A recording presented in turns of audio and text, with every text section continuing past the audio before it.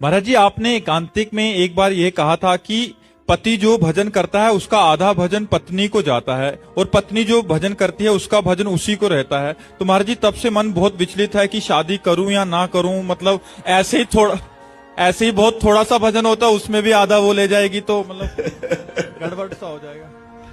भाई देखो, जब पाणी ग्रहण संस्कार होता है तो हम पत्नी का हाथ अपने हाथ में लेते हैं और संकल्प बुलवाया जाता है, आज से तुम्हारे जीवन की रक्षा और भरण पोषण और तुम्हारी कामनाओं की पूर्ति के लिए मैं संकल्प करता हूं आजीवन।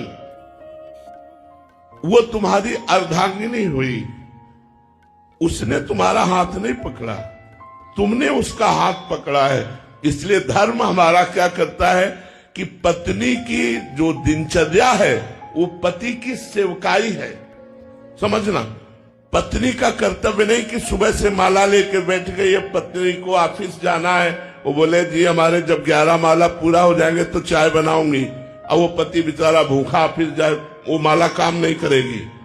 पत्नी का कर्तव्य है मन क्रम वचन एक ही धर्म एक व्रत नेमा, काय वचन मन पति पद प्रेमा।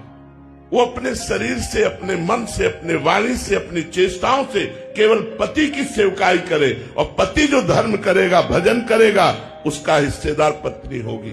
अगर पति मोक्ष पद के लिए कदम रख रहा है और पत्नी पति की सेवकाई में लगी हुई है तो वो केवल पति की सेवा से मोक्ष को प्राप्त हो जाएगी। पति सेवा पत्नी का परम धर्म है।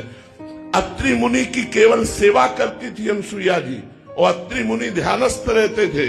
अपने पति के प्रताप से जब भगवान शंकर, ब्रह्मा और विष्णु उनकी परीक्षा लेने के लिए गए, हाथ में जल लिया और कहा 6-6 महीने के बालक हो जाओ।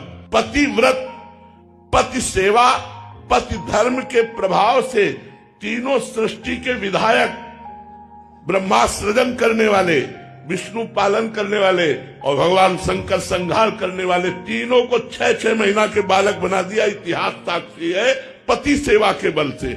इसलिए पत्नी को आधा पति का धर्म और भजन प्राप्त होता है। बात समझ में आई? हाँ, तो डरो मत यार, डरो ऐसा, ऐसे तो ब्याह नहीं करेगा कोई भी, तो डरो मत ऐसा।